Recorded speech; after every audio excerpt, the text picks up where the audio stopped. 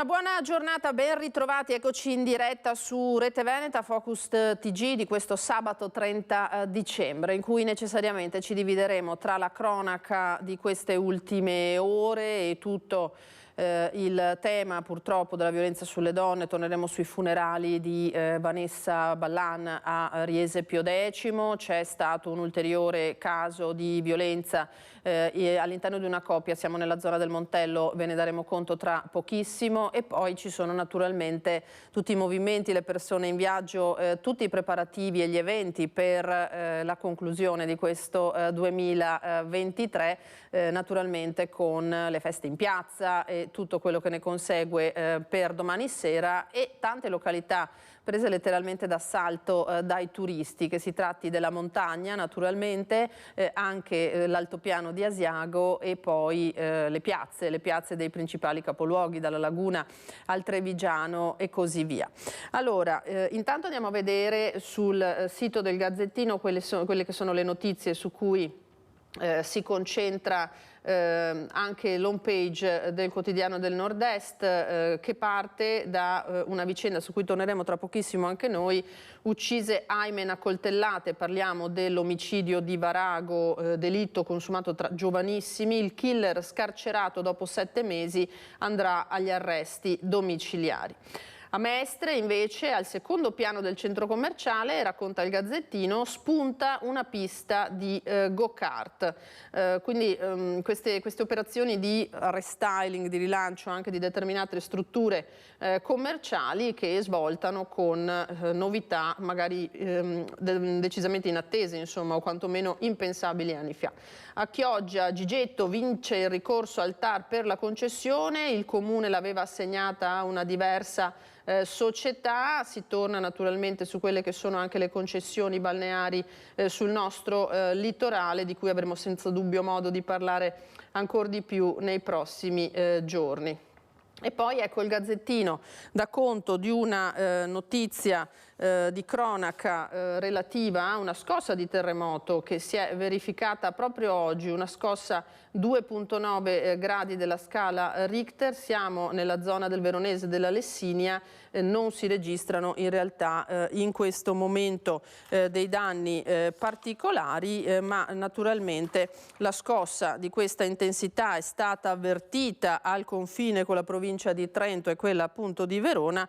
Lo ha reso noto la Protezione Civile regionale col movimento sismico, che non ha provocato danni ma ha interessato un'area scarsamente abitata, ed è stato avvertito tra Erbezzo, Sant'Anna d'Alfaedo, Brentino, Bosco Chiesanuova, Ferrara di Montebaldo. Epicentro localizzato in un'area a 2 chilometri a sud-est del comune di Ala, siamo in provincia di Trento, a una profondità di 14 chilometri. Queste dunque le notizie di cui dà conto il Gazzettino. Allora, altre notizie di cronaca in breve per quanto riguarda queste ultime ore. Un secondo che vi propongo, ecco qua. Allora, apriamo quest'altra immagine che ci arriva dai Carabinieri di Treviso, che nel pomeriggio di ieri proprio attraverso la sezione operativa della compagnia di Treviso in via Fratelli Bandiera, in comune di Quinto, hanno rinvenuto all'interno di un fossato che è confinante con una strada ciclopedonale molto utilizzata, l'Ostiglia, 5 panetti di hashish, li vedete, del peso complessivo di 500 grammi, che sono stati naturalmente poi posti sotto sequestro. Indagini in corso sono volte naturalmente a individuare gli autori di questo, i soggetti che hanno celato questa sostanza naturalmente stupefacente nel fossato. Ricordiamo che questo tratto di Ostiglia è molto frequentato anche d'inverno da pedoni, ciclisti, da persone che vogliono fare una passeggiata, quindi il fatto che questa zona venga utilizzata, questa zona naturale, a questo scopo naturalmente deve far riflettere e soprattutto sicuramente scaturire ulteriori controlli. Fin qui abbiamo detto la cronaca di questi ultimissimi minuti. Allora, Noi andiamo adesso a Vescovana perché la nostra Anna De Roberto ci racconta di una mobilitazione in corso nella Bassa Padovana contro l'impianto di biogas. Andiamo a vedere i contributi che ha raccolto proprio dal territorio.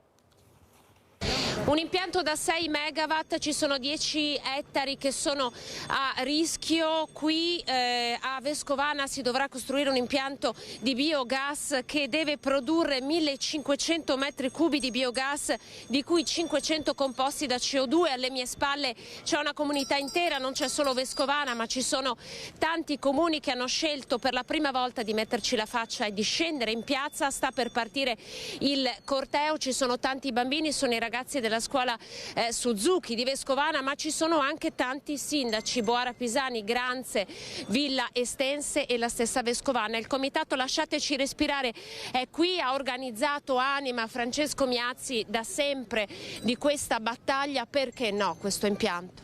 Perché è un impianto impattante, devastante per questo territorio. Stiamo parlando di centinaia di ettari di produzione agricola che dovrebbero essere votati a dar da mangiare a un biodigestore invece che dar da mangiare alle persone. Produrrà un consumo di suolo di circa 10 ettari, ingenti emissioni di CO2 e di altri gas climalteranti. In una situazione di cambiamenti climatici e di emergenze ambientali, questi sono impianti che vanno fermati e vanno riconsiderati. Allora, noi intanto il corteo inizia proprio a partire, in qualche modo lo seguiamo. Voi non vi fermerete in questa battaglia? Assolutamente no, continueremo in ogni situazione dove sarà possibile esserci. C'è la politica anche con voi, chiedo a Cristian di seguirmi, eccola qua, tanti i sindaci, Alessandro Bisato, consigliere provinciale. Lei dice vogliamo vederci chiaro, intanto il corteo è in movimento. Quali sono i dubbi su questo impianto? Beh, la dimensione e soprattutto la produzione che dovrebbe essere conferita qui è incompatibile con una produzione saccarifera della provincia di Padova, che di fatto già conferisce su Ponte Longo, ma probabilmente questo è già un effetto secondario. In realtà è l'impianto in sé che lascia molti dubbi e quindi riteniamo che gli enti superiori a partire dalla Regione debbano porre parecchia attenzione all'impianto, verificare se ci sono tutte le condizioni perché funzioni. Grazie Alessandro Bisato. Lì ci sono i sindaci, guardate un fiume di cittadini che ha scelto di essere presente questa mattina. Ci sono stati diversi incontri in queste settimane, in questi mesi alla cittadinanza per spiegare i contenuti di questo progetto, e questa è la prima volta davvero che la Bassa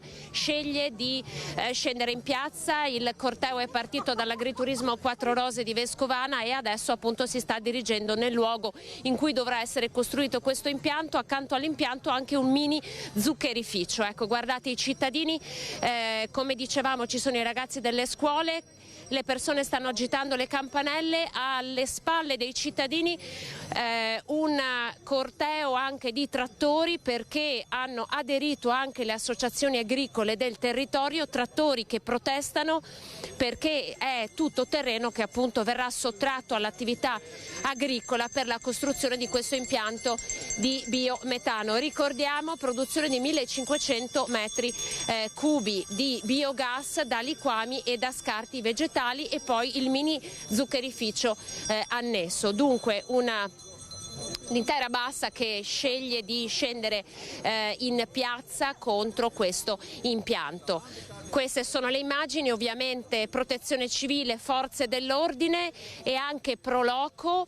Abbiamo raccolto anche il sostegno del parroco di Vescovana per questa manifestazione, ed ecco vi lasciamo con le immagini dei trattori che seguono il corteo di persone, sono circa 200 le persone e i trattori che vanno a chiudere il corteo con le bandiere delle associazioni di categoria. Grazie ad Anna De Roberto, a Cristian Roque Allende per questo contributo. Avete visto davvero numerosissima partecipata a questa manifestazione. Allora, siamo a quelli che sono i bilanci anche di fine anno delle amministrazioni locali. Andiamo a sentire il sindaco di Venezia, Luigi Brugnaro, che partendo dai lavori in atto ha annunciato anche ciò che accadrà nei primi mesi del 2024 e durante il nuovo anno. A tenere banco il ticket d'ingresso a Venezia, attuato nel 2024 il giorno di San Marco, patrono della città, 25 aprile. Non chiamatelo numero chiuso, la raccomandazione del sindaco Brugnaro. Non è un numero chiuso, è semplicemente l'obbligo di prenotazione. Non è un numero chiuso, nel senso che se uno vuole paga 5 euro e viene. Si prenota, paga 5 euro, non c'è un numero chiuso. Noi faremo dei varchi che cercheranno in qualche modo di dissuadere le persone a venire proprio quel giorno. E lo dico anche proprio ai nostri amici veneti, dicono sono 20 giorni, ti va a venire proprio qui. Sarà il giorno in cui tutti gli occhi del mondo saranno puntati sulla Serenissima, dice. Devo dire che dal mondo problemi non ne abbiamo avuto neanche uno. Cioè nessuna domanda, anzi c'è stata una signora americana che mi ha mandato $5. Sì, li ho messi a parte, sì, li metto da parte, lo giuro, ma ancora 2 anni fa, per dire che sono molto d'accordo su di noi, con noi. Sarà un 2024 difficile per via delle ripercussioni sul Mar Rosso della guerra israelo-palestinese in atto, che si sta già riversando sui nostri porti. È difficile, quello sta succedendo a Suez, l'attacco alle navi, cioè voi dite, ma cosa sta dicendo adesso? No, avremo un ritorno abbastanza forte nei nostri porti. Nella prossima primavera, annuncia Brugnaro, previsto l'avvio dei cantieri per il Bosco dello Sport. Penso verso marzo, insomma, cioè sarò là col vanghetto, mi metterò a seguire i lavori passo passo.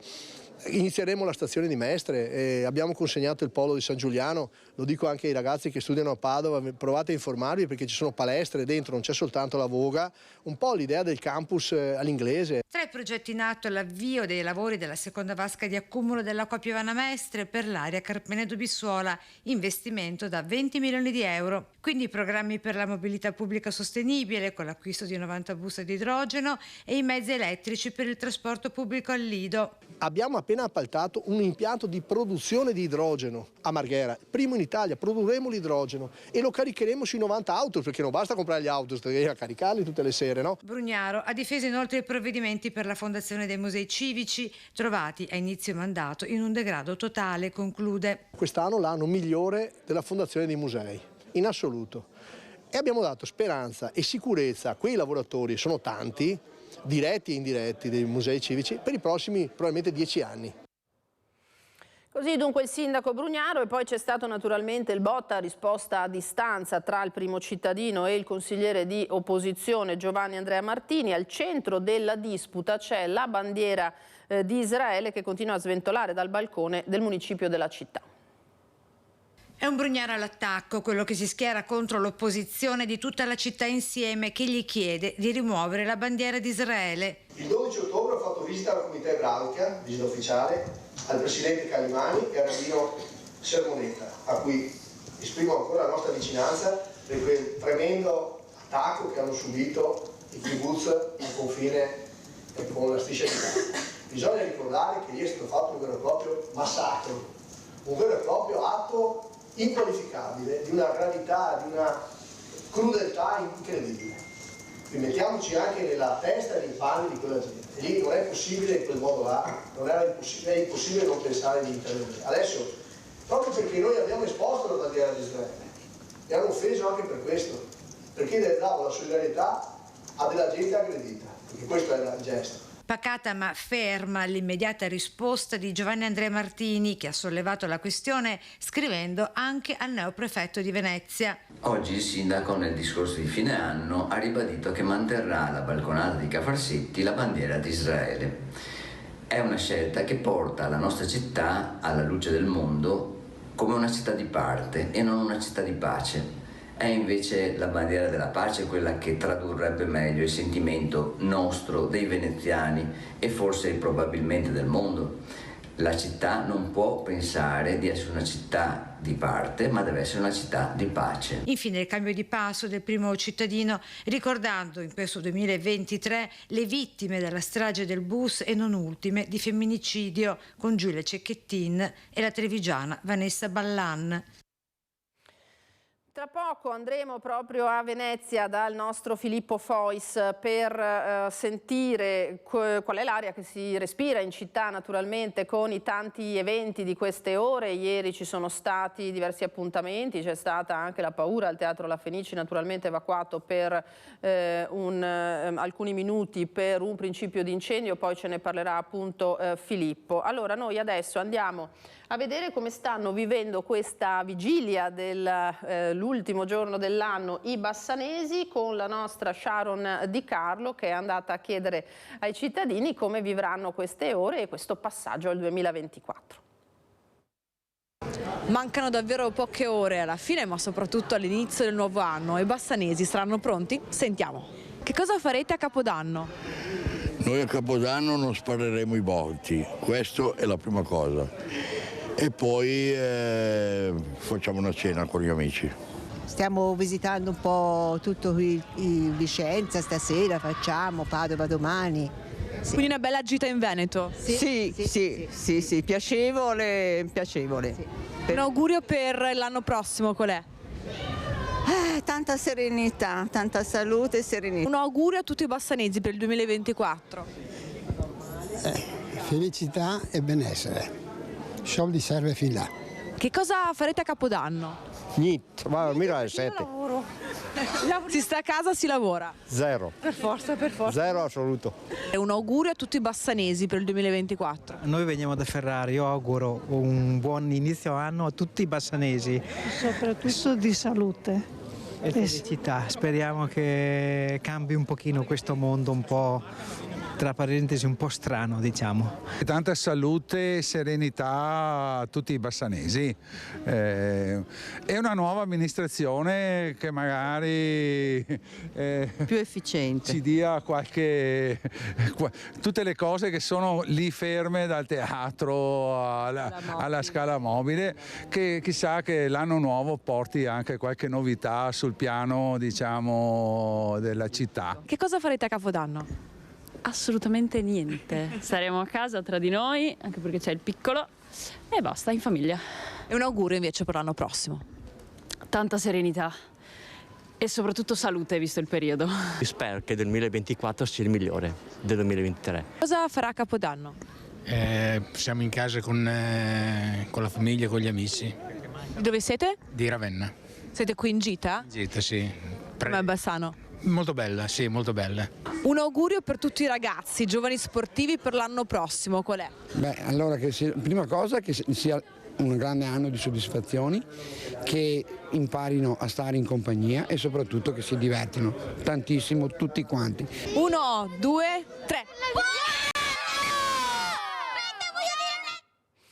Allora dagli auspici dei bassanesi torniamo in laguna con il nostro Filippo Fois, perché naturalmente Venezia è presa d'assalto dai turisti in queste giornate, in queste festività di fine anno, e si stanno preparando anche diversi eventi. Ieri c'è stato un partecipato, colorato concerto in piazza San Marco, e poi, come detto prima, c'è stata anche la paura al Gran Teatro La Fenice, dove lo spettacolo è stato sospeso per far evacuare il pubblico per timore appunto di un incendio. Ci dice tutto il nostro Filippo Fois. Buongiorno Filippo. Buongiorno Lina, buongiorno ai telespettatori di Rete Veneta. Prendiamo la linea da Venezia. Quello che vedete inquadrato in questo momento da Simone Merlo è il Ponte degli Scalzi, uno dei 4 ponti che si trova sul Canal Grande. Alle mie spalle c'è la stazione ferroviaria Santa Lucia e Piazzale Roma, quindi 2 terminal principali di accesso via terra di Venezia, e diciamo che nei pochi minuti che siamo stati qui abbiamo assistito a un flusso continuo che forse sia anche lievemente diradato rispetto a quello che abbiamo visto fino a un istante fa. Venezia, come dicevi tu, ovviamente è presa d'assalto per il Capodanno, una delle mete preferite non solo in Italia ma anche all'estero. Gli eventi d'altro canto non mancano, come tu ricordavi ieri c'è stato un concerto molto affollato in piazza San Marco, c'è stato anche il concerto, uno dei concerti di Capodanno della Fenice, che è stato interrotto bruscamente per un allarme antincendio che poi si è rivelato fortunatamente un falso allarme, però naturalmente tutto il pubblico, e ricordiamo che la Fenice ha una capienza di circa 1000 spettatori, è dovuto uscire all'esterno, dove è stato raggiunto anche dai musicisti della Fenice fino a che non è stato dichiarato il cessato pericolo. Cosa succede domani? Domani ci sono 2 appuntamenti principali qui in comune, uno naturalmente in piazza San Marco, allo scoccare della mezzanotte ci sarà uno spettacolo pirotecnico che durerà circa 20 minuti, un po' come accade durante la notte del Redentore. Nell'altra piazza, cuore del comune, che è piazza Ferretto a Mestre, invece ci sarà un concerto, un DJ set per aspettare la mezzanotte. Naturalmente con le decine di migliaia di persone che sono attese, oltre alle decine di migliaia di persone che dormono qui a Venezia, che lo ricordiamo ha una capacità ricettiva enorme, maggiore dei residenti, si sono stati messi tutti i dispositivi di sicurezza che possono essere messi per regolare questo flusso che, come lo vedete, pressoché ininterrotto. Naturalmente ci sono anche dei divieti, sono i divieti di fuochi pirotecnici, tranne quelli che sono quelli che verranno fatti, organizzati dal comune, e all'orizzonte poi ti do anche questa novità che però entrerà in vigore dal 1° giugno, per cui non è una cosa che ha a che vedere con questa festività, ma insomma è una cosa importante, perché il comune ha deciso di proibire i gruppi turistici superiori alle 25 persone. Come sapete ci sono delle calli molto strette in cui gruppi molto grossi possono intasare, per cui capiterà anche questa cosa in futuro. Per quello che riguarda invece il presente, la città, come vedete, in maniera molto ordinata si sta preparando a festeggiare questo importante avvenimento. Lina. Grazie Filippo, grazie per queste belle immagini anche a Simone Merlo. Naturalmente Venezia è sempre suggestiva anche in questa stagione, e vedremo quali saranno poi i numeri naturalmente delle presenze in città. Allora, preso d'assalto, è proprio il caso di dirlo, dai turisti anche l'altopiano di Asiago, dove c'è la nostra Vanessa Banzato, che fa però prima una tappa ad Asiago proprio, dove c'è una novità, perché il comune l'ha avuta vinta sulle agenzie immobiliari dopo diversi anni di disputa nelle aule giudiziarie e tra insomma un ricorso e l'altro. Vanessa, buongiorno a te e spiegaci di cosa si tratta. Buongiorno Lina e a tutte le persone che ci stanno seguendo. In effetti, dopo 10 anni di battaglie legali, il comune di Asiago ha avuto la meglio su un ricorso che era stato presentato, come hai annunciato tu poco fa, dalle agenzie immobiliari. Ci spiega tutto il sindaco di Asiago, Roberto Rigoni Stern. Il Consiglio di Stato ha respinto definitivamente il ricorso. È finita. Sì, è finita un'agonia, perché noi da oltre 10 anni andavamo avanti con un contenzioso molto pesante che è stato formalizzato dagli immobiliari contro l'amministrazione di Asiago, che ha assunto una scelta molto ferma di rigore, dettata dall'esigenza anche di preservare l'ambiente, di cancellare delle lottizzazioni. Questo è stato un obiettivo precipuo dell'amministrazione, quello di preservare l'ambiente, garantire il mantenimento di nuovi polmoni di verde, sempre più polmoni di verde, per poterli garantire quindi alle future generazioni e per poter far sì che il nostro territorio potesse essere meno contaminato da nuovo cemento. Questa cosa non era piaciuta alle agenzie immobiliari? Noi abbiamo fatto una scelta, abbiamo assunto una scelta, abbiamo bocciato una lottizzazione in particolare perché vi erano problemi di viabilità. Il Consiglio di Stato ci ha dato ragione a fronte di una causa che vedeva una richiesta all'amministrazione e quindi anche indirettamente a noi consiglieri comunali di un risarcimento di quasi 12 milioni di euro. Quindi pensiamo anche a che tipo di responsabilità, a che tipo di implicazioni questo avrebbe potuto dare corso, diciamo così, se fosse stata accolta questa domanda. E abbiamo agito con a mente gli interessi dei cittadini e credo che l'attaccamento alla nostra terra, la passione per l'amministrazione e il rispetto che si deve ad una terra che ha una storia così ricca, così importante, sia diciamo così, il primo elemento che ha animato la nostra azione amministrativa. Oggi si conclude un iter giudiziario pesante che ci ha fatto passare anche parecchie notti in bianco. Tra l'altro avrebbe avuto delle ripercussioni anche a livello personale. Certo, perché poi l'amministrazione che deve pagare un risarcimento del danno, l'amministrazione deve logicamente rivalersi sulle scelte che sono state assunte dall'amministrazione e gli immobiliaristi chiedevano a gran voce che fossimo noi stessi a pagare il risarcimento. Una scelta questa che sicuramente ci ha coinvolti in prima persona con l'assunzione di responsabilità e oggi siamo tutti un po' più sereni. 2023 insomma per Asiago si conclude nel migliore dei modi e domani 31 dicembre 2023 tutto pronto per il Capodanno. Intanto la città è letteralmente presa d'assalto nonostante la neve non ci sia, ma c'è tantissima gente. Diciamo che noi nel corso degli anni abbiamo fatto un lavoro molto importante, esatto, abbiamo fatto un lavoro molto importante, anche molto complesso, che ha visto la conversione della nostra offerta turistica in relazione anche al cambiamento climatico, perché chi viene da Asiago non viene solo per sciare, lo sci è una delle declinazioni dell'offerta turistica. Abbiamo tantissime altre possibilità di svago, le passeggiate, le camminate e tutto quello che riguarda lo stadio del ghiaccio, che riguarda appunto l'approfondimento della conoscenza di un territorio che presenta un ambiente incontaminato e unico, e questo ci dà la forza per dire affrontiamo serenamente la stagione turistica invernale anche con quella pochissima neve che c'è, che è legata all'innevamento artificiale. Oggi ho portato mio figlio a sciare a Caberlab, era strapieno di gente che sciava nonostante due piccolissime piste, ma noi dobbiamo aprirci appunto a quello che è il turismo delle famiglie. I bambini sono al centro dell'offerta turistica nostra, al centro del lavoro delle centinaia di maestri di sci che abbiamo sull'altopiano, e credo che questo sia veramente un elemento che può darci sicurezza anche per affrontare il futuro con un po' più di serenità. Un'ultima battuta: Capodanno che si fa qua in centro ad Asiago? Ma noi da sempre non abbiamo allestito un Capodanno in piazza. Ci sono tantissimi veglioni, tantissimi cenoni, ci sono tantissime case che si animano, le seconde case, che sono tantissime, portano molte persone, e i nostri operatori si sono attrezzati per offrire una ampia gamma di possibilità di svago, di intrattenimento anche durante l'ultimo dell'anno. Allora ne approfittiamo per fare un augurio per questo nuovo anno. Auguri a tutti e che sia un anno sereno, ricco di salute e di grandi soddisfazioni. Bene, Lina, da Asiago è tutto, io restituisco la linea allo studio.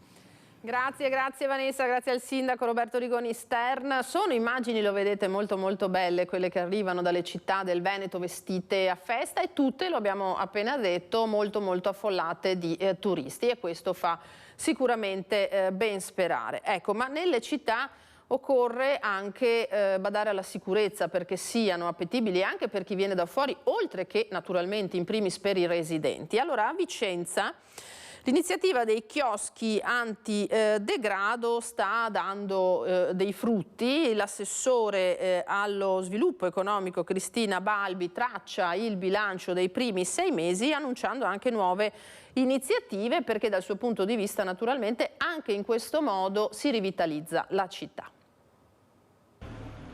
Chioschi e spiaggette antidegrado nei quartieri, l'insicurezza si combatte anche attraverso i presidi sul territorio e la vitalità nei quartieri. Con questo principio l'annuncio da parte dell'assessore allo sviluppo economico Cristina Balbi. La città ha bisogno che gli spazi vengano utilizzati al meglio, quindi siano anche un luogo di socializzazione, anche di commercio, se vogliamo, di sviluppo di impresa, perché alla fine quando gli spazi sono frequentati sono anche tenuti meglio, perché c'è qualcuno che se ne occupa in maniera, diciamo così, quotidiana e costante, ma soprattutto sono presidiati. Quindi questo è l'obiettivo nostro, aprire questi spazi attraverso dei bandi e manifestazioni di interesse che vengano utilizzati anche per i chioschi o nuove approdi e spiaggette. Ma non solo, l'amministrazione guarda al 2024 con novità che riguarderanno il mercato ortofrutticolo. Il 2024 sarà l'anno in cui il Comune darà un modello di gestione, di concessione di questo servizio che sia innovativa, che possa portarlo al passo coi tempi e che possa essere quindi non solo il luogo di scambio di merci, ma anche un luogo, anche in questo caso, di rivitalizzazione della città. Infine l'anno nuovo si prospetta orientato al recupero delle risorse attraverso diverse manovre sperimentali. Faremo anche delle manovre sperimentali, come per esempio sulla segnaletica, sul ripristino della segnaletica stradale dopo gli incidenti, un modo che fanno anche altri comuni, di farlo quasi gratuitamente. Attualmente ci costa più di 100.000 euro. Un altro modo in cui cerchiamo di recuperare delle risorse è anche fare una mappatura di tutto quello che è il CUP, cioè le imposte pubblicitarie, per capire di cosa stiamo parlando, cosa è dovuto, e così ognuno si può mettere in regola, e anche questo è un modo per recuperare risorse e dare anche servizio alla città. E poi ci sono naturalmente anche le riflessioni religiose che vengono suscitate da questi ultimi giorni, ultime ore del 2023. Allora, in vista dell'inizio del nuovo anno, il vescovo di Vicenza, Monsignor Giuliano Brugnotto, ha fatto un'analisi di questi 12 mesi appena trascorsi. Sentiamo quali sono state le sue considerazioni. Questo 2023 ci ha raggiunti con diversi eventi di cronaca che ci hanno segnato, portando anche un certo peso e tante tristezze. Pensavamo che per esempio la guerra in Ucraina potesse avere un'evoluzione in senso positivo, purtroppo non è così. È scoppiata un'ulteriore guerra non lontano da noi, nella terra di Gesù. E sono situazioni che ci hanno coinvolto, e quindi è un anno segnato da queste pesantezze che l'uomo fondamentalmente in diversi modi e per varie ragioni si produce.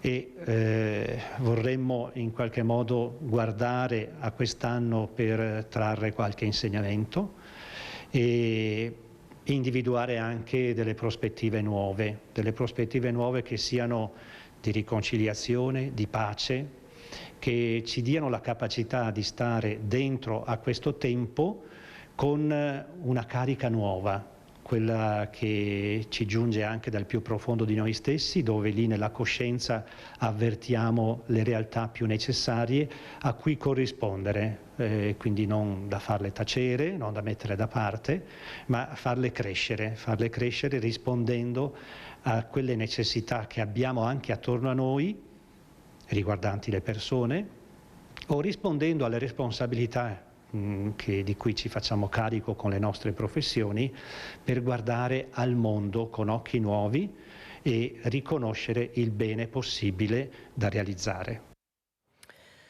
Monsignor Brugnotto ha fatto riferimento ai tanti fatti di cronaca. Allora noi dalla cronaca ripartiremo dopo un veloce break. Rimanete con noi.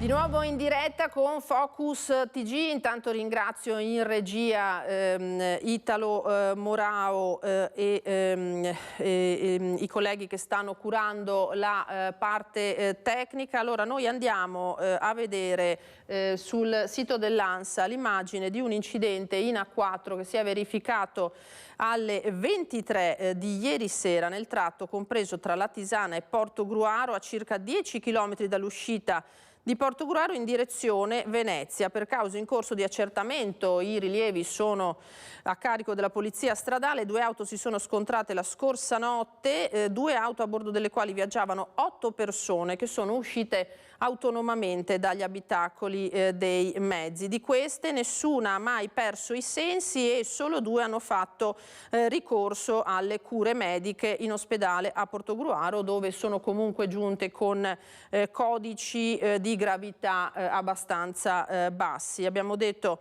le 23 di ieri sera, senza dubbio tanta paura, alcuni disagi naturalmente per il traffico, ma nessuna conseguenza davvero seria per gli occupanti.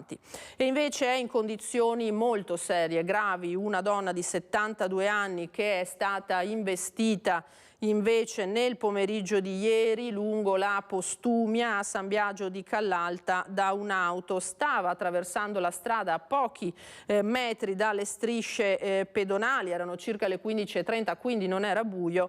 Purtroppo è gravissima.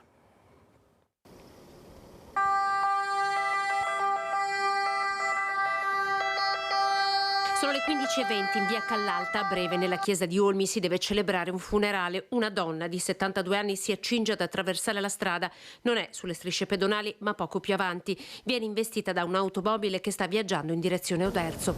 La donna è originaria di San Martino ma residente a Villorba. L'impatto è forte, l'auto, racconta il giovane alla guida, sotto shock dopo l'accaduto e subito raggiunto dal papà, andava piano, ma l'anziana sarebbe sbucata all'improvviso sulla strada. Ad allertare i soccorsi lo stesso ragazzo, arrivati immediatamente con ambulanza e automedica insieme alla polizia locale che si è adoperata subito per gestire il traffico e deviare il corteo funebre che avrebbe dovuto attraversare proprio quel tratto di strada. La donna è stata portata in ospedale dove è arrivata cosciente ma molto grave ed è stata sottoposta ad un delicato intervento chirurgico. Sul posto, dopo l'accaduto, anche l'assessore Elena Pagotto e la consigliera Maria Grazia Martignone che abita poco distante dal luogo. Il giovane alla guida è risultato negativo all'alcol test, è stato ascoltato dai vigili. Una strada a lunga percorrenza, abitata da diverse attività commerciali, la Postumia. Proprio in questo punto, diversi anni fa, un anziano perse la vita, stava attraversando sulle strisce. A maggio di quest'anno un altro anziano di 85 anni poco più avanti fu investito mentre attraversava la strada. La bicicletta a mano ed un tosa erba che aveva con sé.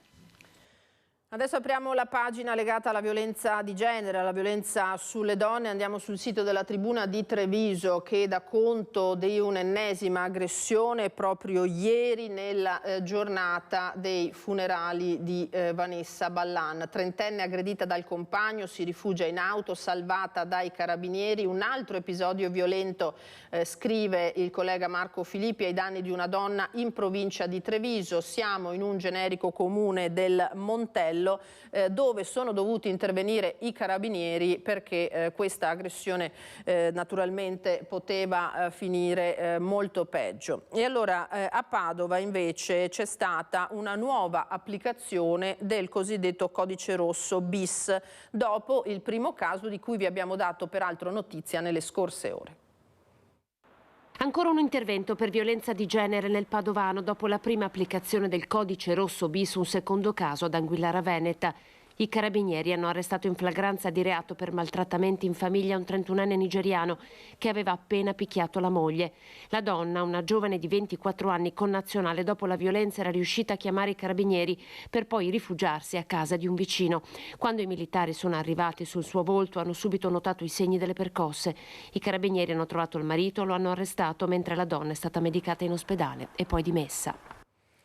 Questa è la cronaca, ma andiamo ai funerali di Vanessa Ballan ieri a Castelfranco Veneto. La 26enne, ve lo ricordiamo, uccisa nella sua abitazione a Spineda di Riese Pio X da un 41enne kosovaro che è tuttora rinchiuso in carcere a Treviso. Tragedia senza senso, col male non si scende a patti, ha detto il vescovo Tomasi. Non giriamoci dall'altra parte, è stato l'appello invece del fratello di Vanessa.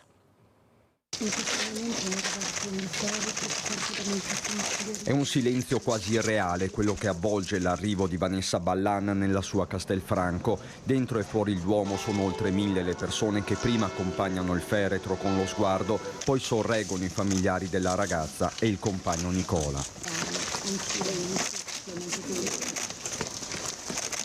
La città ha trattenuto il respiro per tutta la cerimonia, rispettando un lutto che non è stato di circostanza e che ha coinvolto l'intera Castellana, con il sindaco Stefano Marcon e il collega di Riese Pio X Matteo Guidolin, accanto a tutti i colleghi della Marca Occidentale e a diversi esponenti politici, dal sottosegretario alla giustizia Andrea Ostellari al presidente della regione del Veneto Luca Zaia, prefetto, questore e forze dell'ordine, a dare voce a un'intera comunità, il vescovo Michele Tomasi. Non c'è un motivo al mondo che giustifichi questo atto, questa violenza, non c'è mai,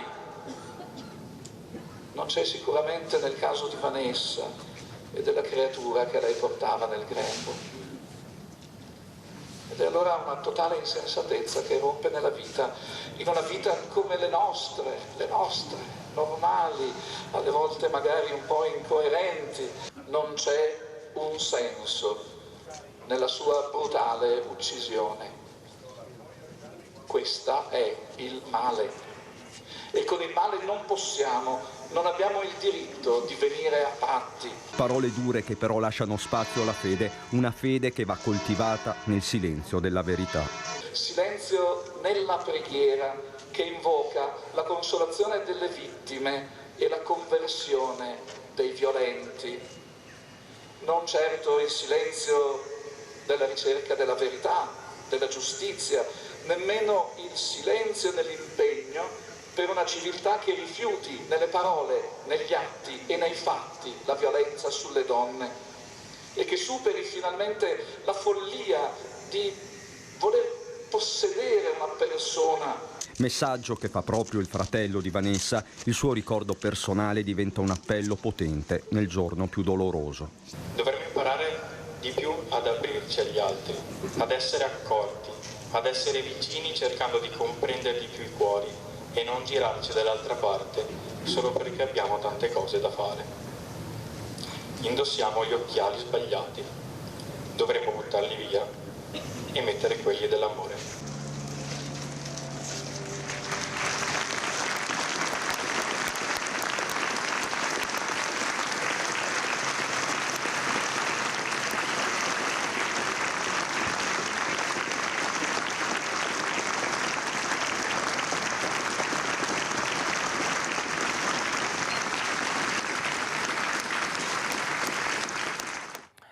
Basta sconti di pena per i femminicidi, hanno detto alla fine della cerimonia il presidente del Veneto Zaia e il sottosegretario alla giustizia Ostellari. In tanti, peraltro, a Castelfranco hanno dolorosamente ricordato anche la vicenda di Iole Tassitani, trovata morta 16 anni fa, la vigilia di Natale. È la seconda volta che vengo in questa chiesa per un femminicidio, peraltro. Prima Iole Tassitani e oggi Vanessa Ballan. Penso che non ci sia altro da aggiungere se non quello che bisogna, da un lato, inasprire ancora di più le pene, perché pensare che si possa addirittura prendere 10, 20, 30 anni e non restarci a vita in carcere è grave. E dall'altro il lavoro di comunità, esattamente quello a cui ha fatto riferimento il fratello di Vanessa.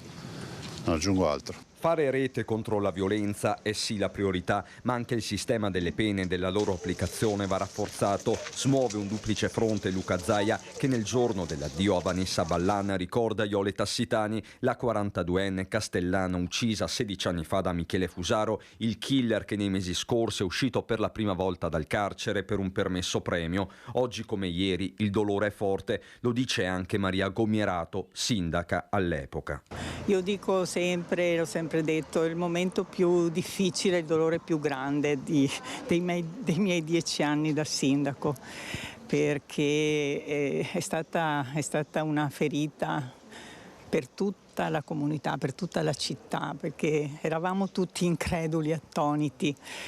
E ritrovarci qua dopo 16 anni a piangere un'altra giovane donna, una giovane mamma, è veramente quello che non avrei mai voluto riprovare.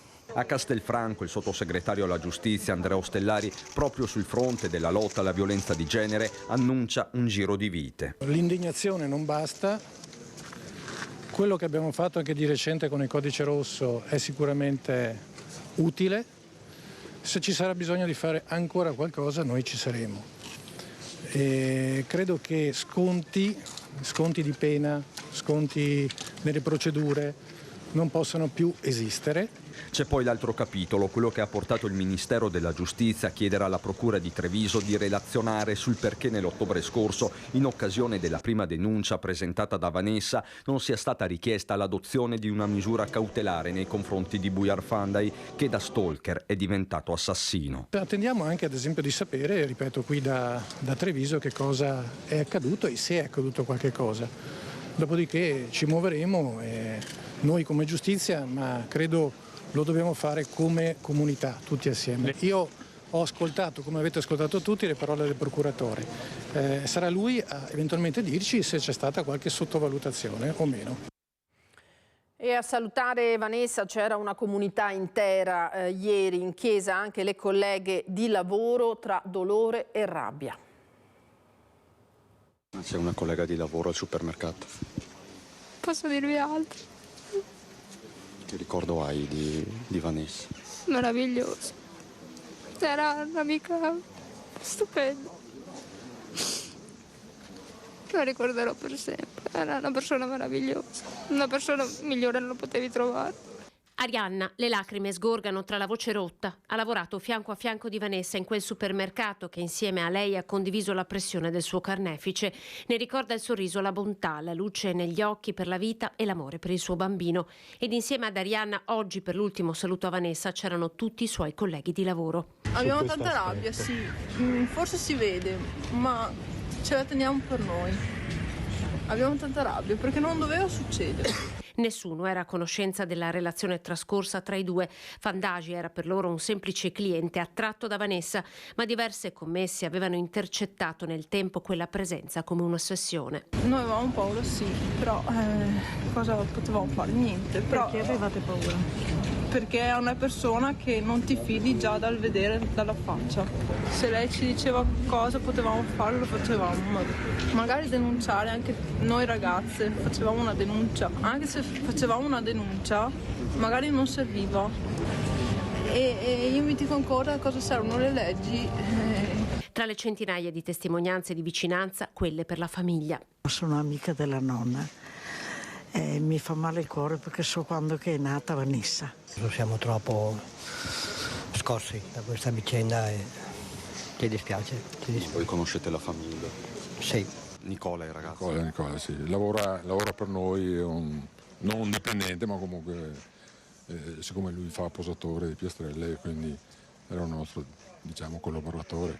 Quindi oggi voi siete qui per sostenere Nicola? Sostenere la famiglia, sì. O di chi, pur non conoscendo la vittima, ha voluto portare l'affetto di un'intera comunità. Avevo piacere ad essere qui oggi, semplicemente come gesto simbolico. Non ho parole, non dico niente. Il bambino, quello di 4 anni, come può sentirsi quando gli verrà detto tutta la situazione, come è successo, della mamma e che il fratellino non ha potuto nascere, non ha potuto conoscerlo. Bisognerà stare vicini a questo bambino. Esattamente.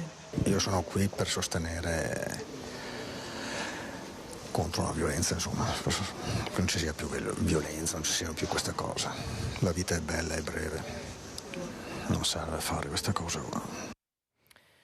Così i funerali di Vanessa Ballana. Adesso andiamo a un altro delitto, tutt'altra circostanza, il delitto di Varago, 2 giovanissimi. Allora Elia Fiorindi, il ragazzo che ha ucciso a coltellate il 17enne Aymen, è agli arresti domiciliari con braccialetto elettronico. Abbiamo raccolto la rabbia del papà della vittima.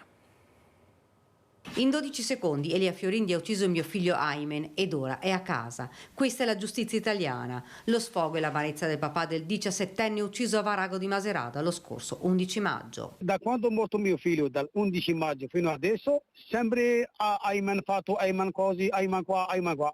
Non hanno parlato mai male di lui e li hanno fatto anche uscire fuori per passare Natale e per passare anche il Capodanno. Complimenti, complimenti, complimenti.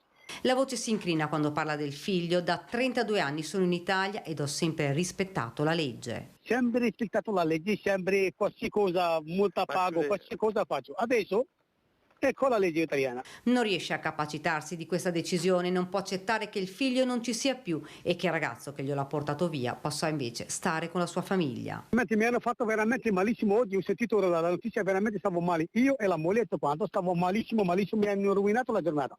Soddisfatto per questa decisione della magistratura illegale di Fiorindi, Fabio Crea, che commenta così le parole del papà di Aymen. Quello che posso rispondere è che ancora Elia Fiorindi non è stato giudicato neanche in primo grado. Per cui ritenere che debba rimanere in carcere e non possa godere al momento degli arresti domiciliari vuol dire non considerare tutti gli aspetti della vicenda. L'11 gennaio Fiorindi sarà giudicato in rito abbreviato di fronte al GUP Piera De Stefani. Il primo atto del quale sarà in maniera molto importante l'esame a cui si sottoporrà Fiorindi davanti al giudice, perché crediamo che sia assolutamente opportuno che l'imputato racconti la sua verità al giudice che lo deve giudicare. Durante l'udienza saranno fatti vedere i video che riprendono l'aggressione e che secondo la difesa dimostrerebbero quanto ha sempre dichiarato Fiorindi. Andiamo adesso velocemente in pubblicità, torniamo tra poco.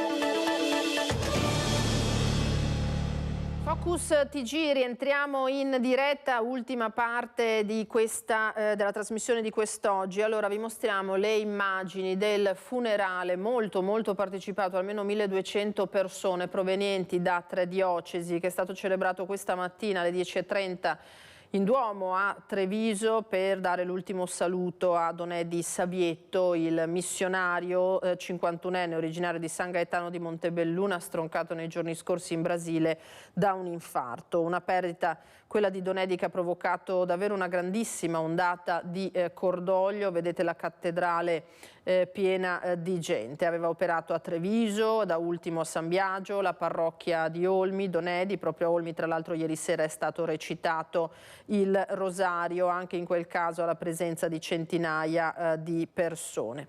La celebrazione in Duomo si è conclusa da pochi minuti, l'ha presieduta, l'avete visto, Monsignor Michele Tomasi, molte le autorità, vedete in prima fila vicino al sindaco Mario Conte anche il ministro della giustizia Carlo Nordio. Per il missionario, prima del rientro dei suoi resti in Italia, era stata celebrata tra l'altro una messa in Brasile, in particolare nella cattedrale di Boa Vista, nella diocesi di Roraima, dove Don Eddie prestava servizio da circa un anno.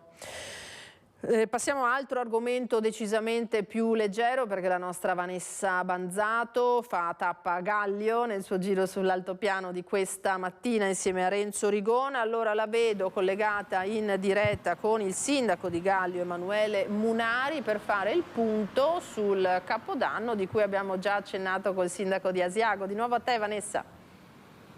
Sì, buongiorno Lina. Tra l'altro ci troviamo davanti a una vera e propria opera d'arte, il leone alato dell'artista Marta Lar, sappiamo realizzato con legno di vaia, quindi insomma ci troviamo davanti a una vera e propria opera d'arte, per quanto ricordi un momento difficile del nostro Veneto, delle nostre montagne che però vogliono ripartire, intendono ripartire in questa stagione turistica invernale, che non è delle migliori per quanto riguarda la neve, però insomma ci si riesce in ogni caso ad andare avanti, a sopportare, ad affrontare. Certo, sempre guardare avanti con ottimismo e positività. Questa prima stagione, questo primo scorcio della stagione invernale, io lo vorrei definire con un doppio volto. Il primo, quello che non smette, grazie a Dio, l'incessante traffico pendolare dei turisti che giornalmente salgono e scendono sull'altopiano e quindi in qualche modo muovono l'economia enogastronomica soprattutto, mettere un po' a rilento, ma speriamo di poter recuperare nei prossimi giorni quello dei pernottamenti nei nostri alberghi, qui a Gallio, ma in tutto l'altopiano, dove qualche defezione c'è, ma speriamo in questa dama bianca che forse già da domani potrebbe imbiancare le cime più alte dell'altopiano e quindi ritornare un po' a quello che è stata lo scorso anno, una stagione da incorniciare, e speriamo di poter appunto recuperare in questi ultimi 5-6 giorni quello che abbiamo perso in questa settimana. Di solito proprio il periodo che precede l'Epifania è quello più gettonato per il turismo in altopiano. Sì, perché tendenzialmente negli ultimi anni si è visto che fino al 29-30 comunque la maggior parte degli italiani sono ancora al lavoro per chiudere il loro anno, poi dal 31-1 fino al 6 effettivamente quella settimana è diventata spesso la settimana clou per il turismo invernale, e quindi speriamo di poter rivivere la prossima settimana in grande stile. Ultima battuta velocissima, per il Capodanno cosa c'è da aspettarsi qua a Gallio?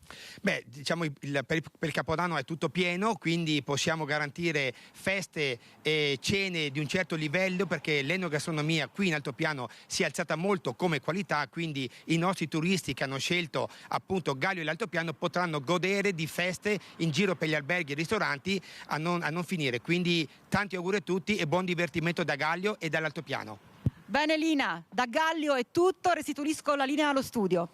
Grazie Vanessa, grazie a Renzo Rigon, grazie al sindaco che ci ha messo molta voglia di festeggiare per questo Capodanno. Non ci sarà la neve, ma abbiamo visto giornate stupende davvero lassù. Allora noi ci fermiamo perché il tempo, oggi è sabato, concludiamo prima, è terminato. Grazie ad Andrea Basso e Italo Morao in regia, grazie a voi che ci avete seguito. Appuntamento come sempre ai telegiornali della sera. A tutti un buon pomeriggio, arrivederci.